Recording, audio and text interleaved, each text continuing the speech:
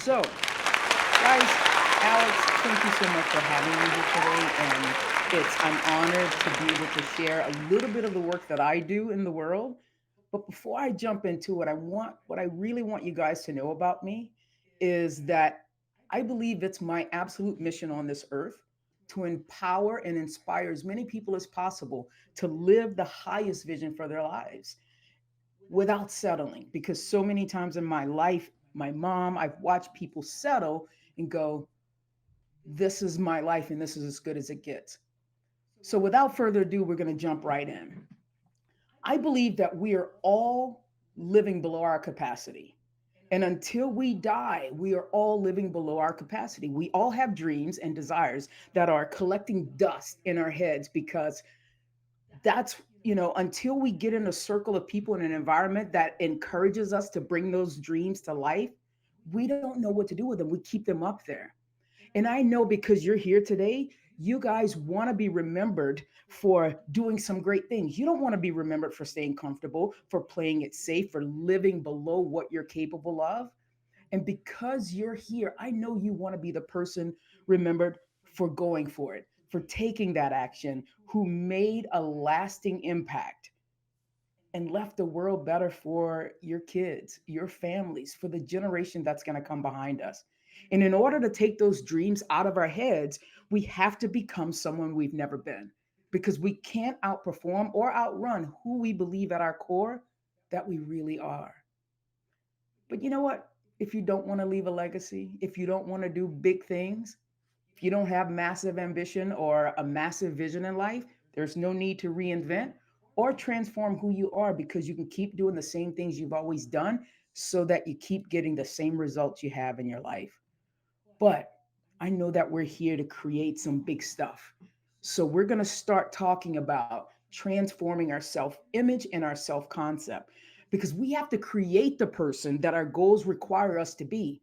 Because willpower alone and all of our efforts will just be ineffective because our present identities are rooted in our past. How do I know this to be true?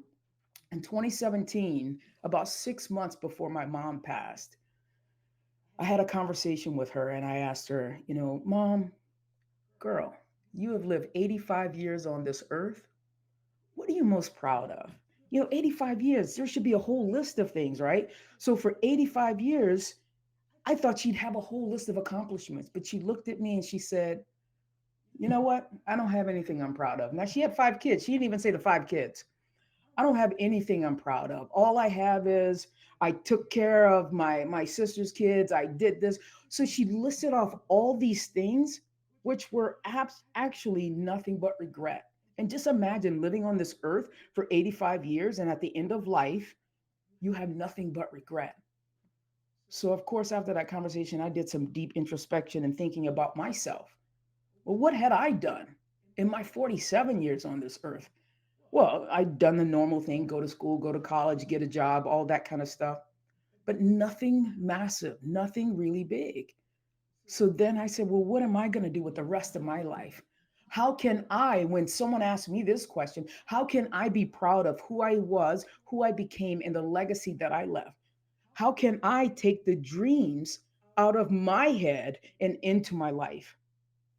Well, I decided, number one, what it was that I've wanted.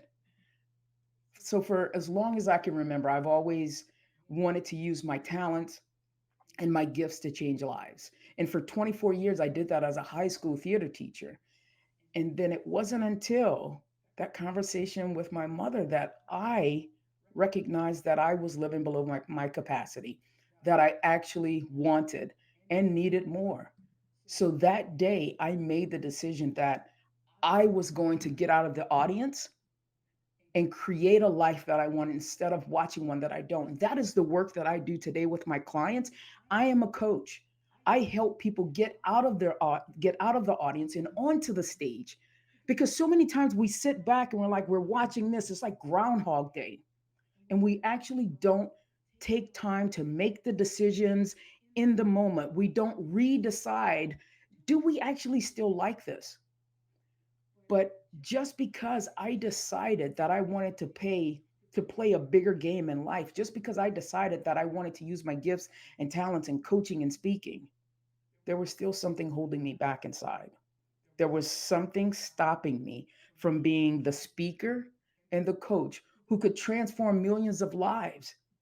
There was like something that choked up inside of me. Who I am today, I am a loving partner. I'm a supportive friend. I'm a masterful and powerful coach who gets people out of the audience and onto the stage of their lives. But for over 4 decades, I wasn't that person. I was ashamed of who I was. I was timid. I had no real voice, even though on the outside I pretended that I did.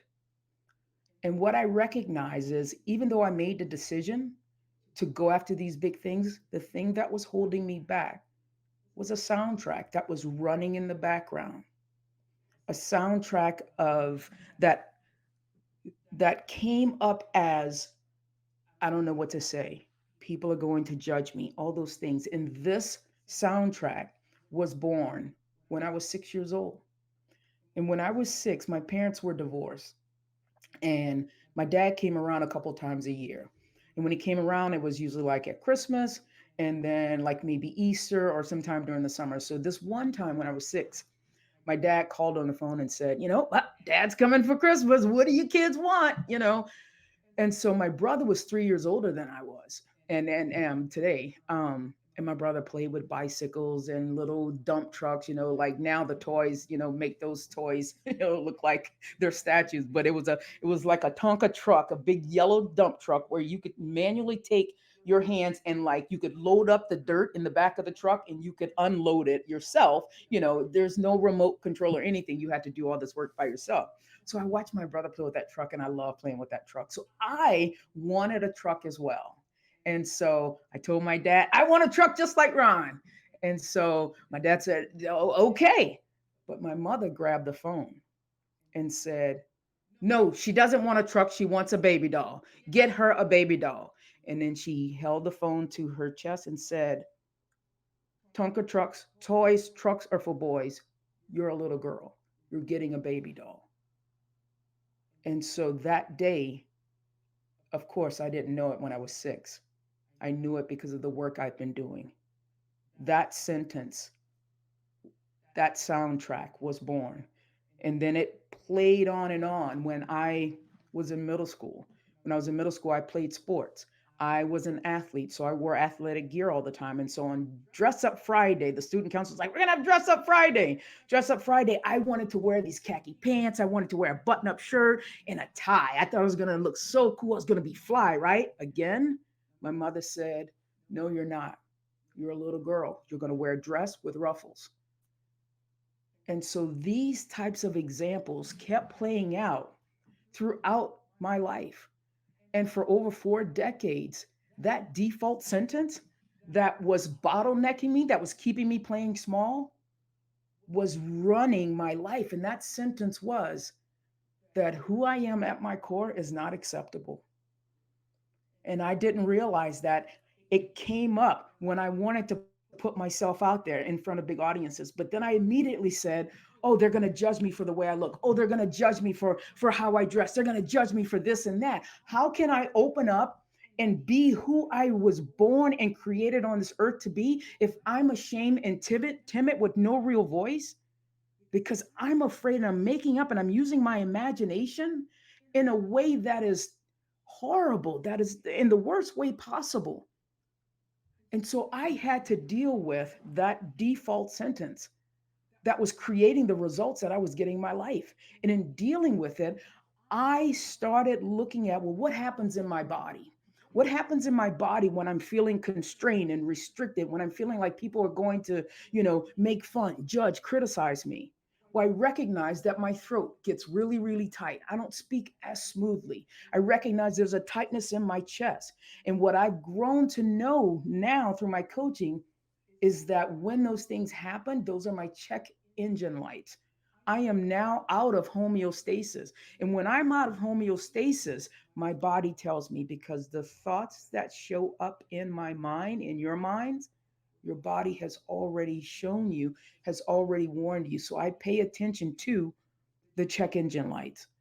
And so once I recognize, oh, what are the thoughts I'm thinking when that chest gets tight, when that throat locks up? Oh, that's what it is. It's that sentence. These people are not going to accept me. These people are going to judge me. And so once I recognized that this was happening, one thing at a time, I began going, how can I use the thing that I'm most ashamed of, the thing that I most wanted to hide in my life, to my biggest advantage ever? So I flipped that sentence from who I am at my core is not acceptable to who I am at my core is why I'm wildly successful. And then I went and found the evidence that people love me for who I am, that people want to be a part of this energy. So I began, and once I unlocked it from the awareness, and then I unlearned that behavior, that this is who I am and this is what I'm here to do. And I forgave myself for judging myself as unacceptable and found the new empowering truth as who I am at my core is why I'm wildly successful. And now, today, I collect evidence every single time something happens. And now, in making that the norm, I celebrate it so that that negative charge of me feeling like I'm being judged no longer overpowers the charge of this is my gift. This is who I am. I love who I am. Because for so many things, for so many years, I was that person. And one of the things I learned with my certification from through Tony Roberts is the strongest force within the human personality is the need to stay consistent with how we define ourselves. And once we lock in on that identity, our brains find a way to keep us there. I kept finding a way to keep myself playing small. So, guys, where in your life do you recognize that you're not playing full out? Where in your life have you made decisions that no longer, identify and align with who you are today? Where in your life do you have a soundtrack, a default sentence that when you step out to make that big action, when you step out to do something that you've never done, there's a little thing that stops you. It's a little poke, a little touch on your shoulder, it's a little gnawing, a little nagging. Sometimes we can't put our finger on it. But where in your life do you recognize that you're playing small? And where do you get uncomfortable? So I want you to think right now, when you get uncomfortable, when something stops you, what are the actions that you take when this happens? I know the actions I took when that happened to me. I went home. I stayed in the house. I said no to the next thing, which created results I already had.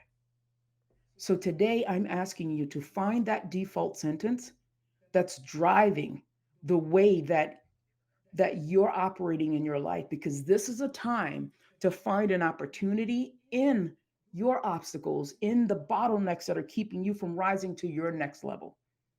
And what I want to stress today is there is a sentence and we can change it. And it is driving the way that you see yourself, is driving your whole self concept. We can't outrun it, we can't outperform it, but we can change it.